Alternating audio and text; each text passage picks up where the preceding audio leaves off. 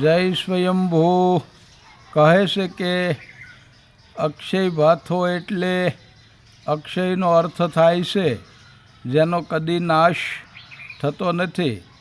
તે એક એવો શબ્દ છે મારા વાલા, અને શબ્દ જ્યાંથી ઉદ્ભવે છે તે અક્ષય ભાથો છે, અભંગ છે, જેને ભાંગી શકાતો નથી.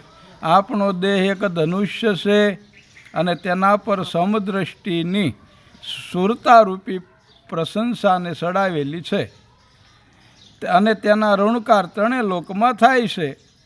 રજ સત્વ તમસ રૂપી 3 લોક આપણા દેહમાં છે. આ ગાંડીવ ધનુષ્ય છે. હનુમાનજીની ઉપમા આપણા મનને આપવામાં આવી છે. બોલો સત્ય સનાતન ધર્મ. જય સ્વયંભૂ. ઓમ નમો નારાયણ. જય ગુરુ મહારાજ. હર હર મહાદેવ. હર